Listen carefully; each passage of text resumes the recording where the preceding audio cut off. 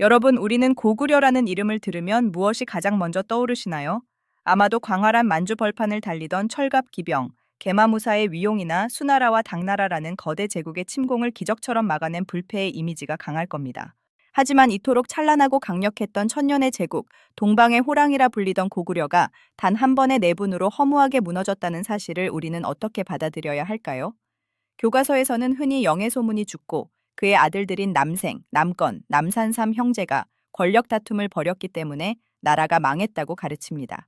하지만 오늘 우리는 그보다 훨씬 더 깊고 훨씬 더 잔혹한 진실을 들여다보려 합니다. 영해소문 아들들의 싸움은 사실 이미 무너져가던 거대한 둑에 나타난 마지막 균열이었을 뿐입니다. 진짜 고구려를 죽인 범인은 따로 있었다는 말이죠. 70년이라는 긴 세월 동안 이어진 처절한 전쟁, 그리고 그 전쟁이 갉아먹은 민초들의 삶, 그리고 변화하는 세계의 흐름을 읽지 못한 시대적 한계까지. 오늘 뚱냥의 역사에서는 고구려가 왜 멸망할 수밖에 없었는지 그 구조적이고 거대한 비극의 실체를 센천자의 대서사시로 풀어보겠습니다. 자, 상상해보세요. 서기 7세기, 동아시아의 운명이 소용돌이치던 그 뜨거웠던 현장으로 지금 바로 떠나보겠습니다. 먼저 우리는 당시의 국제 정세를 살펴봐야 합니다. 사실 고구려가 강대국으로 군림할 수 있었던 가장 큰 배경 중 하나는 중국이 사분오열되어 있었다는 점입니다. 위진 남북조 시대라고 들어보셨죠? 중국 대륙이 수백 년 동안 수십 개의 나라로 쪼개져 서로 싸우느라 정신이 없던 시기였습니다. 이때 고구려는 북방의 강자로 군림하며 중국의 분열을 이용해 실익을 챙기고 영토를 확장했습니다. 마치 동네의 힘센 형들이 서로 싸우느라 집안일을 못 돌볼 때 그 틈을 타서 동네 전체의 주도권을 잡은 것과 비슷합니다. 그런데 이 평화로운 균열의 시대가 끝나버립니다. 서기 581년 수나라가 중국을 통일해버린 겁니다.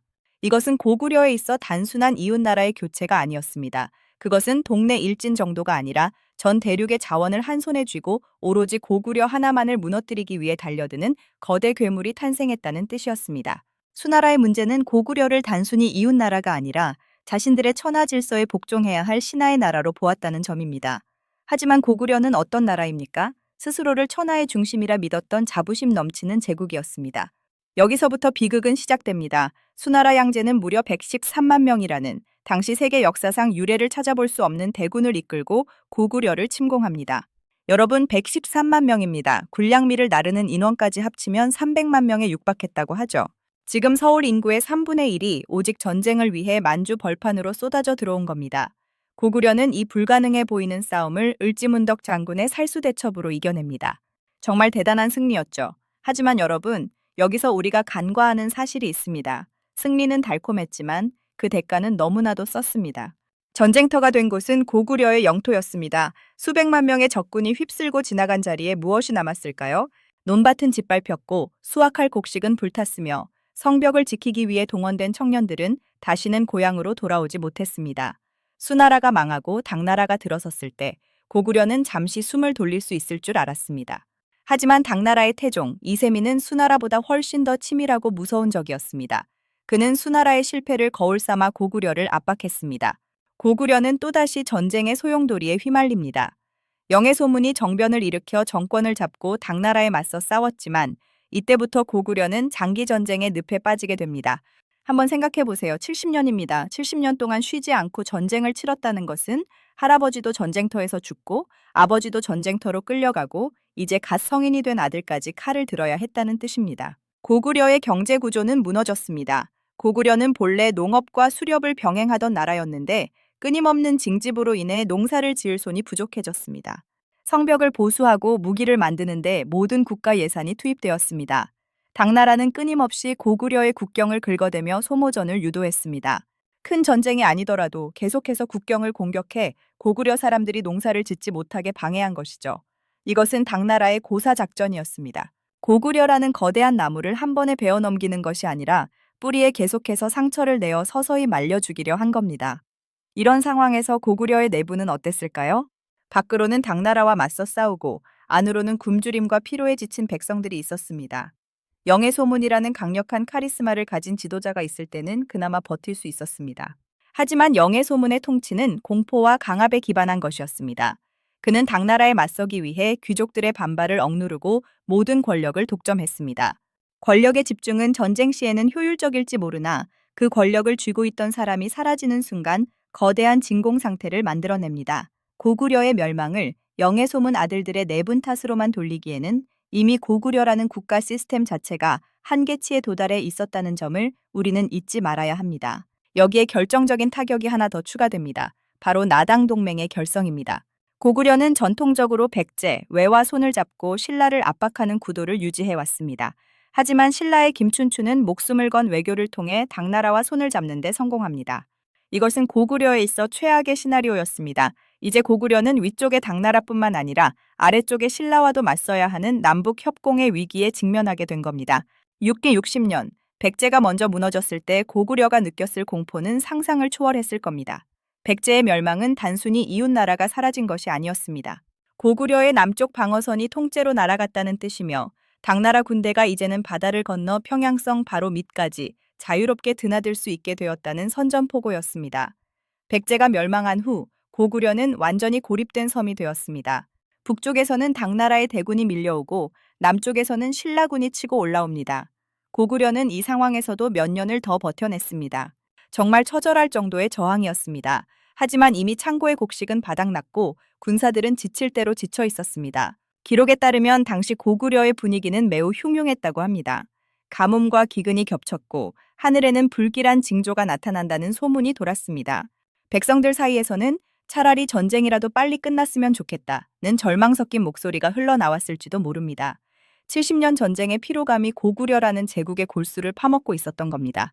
바로 이때 영의 소문이 세상을 떠납니다. 그리고 우리가 잘 아는 그 비극적인 내분이 시작되죠. 장남 연남생이 지방 시차를 나간 사이 동생들인 남건과 남산이 형을 배신하고 정권을 장악합니다. 남생은 갈 곳이 없자 숙적이었던 당나라에 투항해버립니다. 이것은 고구려에 있어 치명적인 마지막 일격이었습니다. 남생은 고구려의 최고위직이었던 막리지였습니다. 그는 고구려의 성곽 배치, 군사 기밀, 보급로, 그리고 어느 성의 방어력이 약한지까지 모든 정보를 손바닥 보듯 꿰고 있었습니다. 당나라 군대는 남생이라는 최고의 가이드를 앞세워 고구려의 심장부로 거침없이 징역했습니다. 여러분, 여기서 한번 생각해 봅시다. 만약 연남생이 투항하지 않았다면 고구려는 살 수 있었을까요? 아마 조금 더 버텼을지는 모릅니다. 하지만 이미 구조적으로 고구려는 무너지고 있었습니다. 70년간 이어진 전쟁으로 경제는 파탄났고 국제적으로는 완전히 고립되었으며 백성들의 민심은 이반되었습니다. 연남생의 배신은 불이 붙은 화약궤에 던져진 마지막 성냥불이었을 뿐 화약고 안은 이미 언제 터져도 이상하지 않을 만큼 위험한 상태였습니다. 668년 마침내 평양성이 함락됩니다. 고구려의 마지막 왕인 보장왕은 당나라로 끌려갔고 찬란했던 고구려의 역사는 일단락됩니다. 하지만 고구려의 멸망이 우리에게 주는 교훈은 단순히 형제끼리 싸우지 말라는 도덕적 훈계가 아닙니다.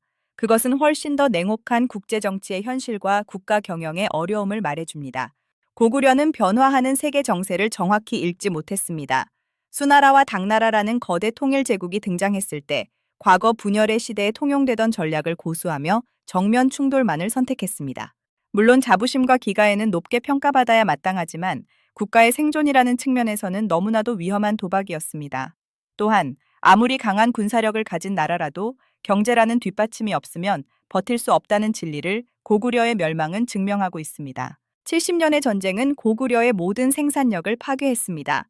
전쟁에서 이기는 것만큼이나 중요한 것은 그 전쟁을 견뎌내는 백성들의 삶을 지키는 것입니다. 영해소문의 독재 정권은 당장 눈앞의 전쟁 승리에는 집착했을지 모르나 국가의 근간인 민생을 돌보는 데는 실패했습니다. 결국 텅 빈 창고와 지친 병사들만 남은 제국은 내부의 작은 충격에도 힘없이 무너져 내릴 수밖에 없었던 것입니다.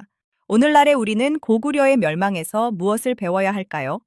2026년 현재 우리를 둘러싼 국제 정세 역시 고구려 시대 못지않게 긴박하게 돌아가고 있습니다. 거대 강대국들의 패권 다툼, 급변하는 경제 상황, 그리고 내부의 갈등까지 고구려의 역사는 우리에게 경고합니다. 국제적인 고립은 곧 죽음이며 내부의 분열은 적의 칼날보다 무섭고 민생을 외면한 권력은 모래성처럼 허무하다고 말이죠. 고구려라는 이름은 우리에게 자부심을 주지만 그 멸망의 과정은 우리에게 뼈아픈 반성을 요구합니다. 강한 나라는 단순히 무기가 많은 나라가 아닙니다. 변화하는 흐름을 읽는 해안, 이웃 나라와의 영리한 외교, 그리고 무엇보다 내부의 단단한 결속과 안정된 삶이 보장될 때 나라는 진정으로 강해질 수 있습니다. 고구려의 기마병들이 만주 벌판을 누비던 그 기가에는 잃지 않되 그들이 왜 말에서 내려와야만 했는지를 기억하는 것. 그것이 오늘날 우리가 고구려의 역사를 다시 읽어야 하는 이유일 것입니다. 자, 이제 긴 이야기를 마무리하려 합니다. 70년 전쟁의 피로와 국제적 고립, 그리고 마지막 방아쇠가 된 내분까지. 고구려의 멸망은 어느 한 사람의 잘못이나 우연한 사건이 아니었습니다. 그것은 거대한 시대의 파도와 구조적인 한계가 맞물려 일어난 거대한 비극이었습니다. 하지만 고구려의 혼은 사라지지 않았습니다. 그들의 기가에는 발해로 그리고 고려로 이어지며 우리 역사의 굵은 줄기가 되었습니다. 오늘 이 이야기를 통해 여러분은 무엇을 느끼셨나요?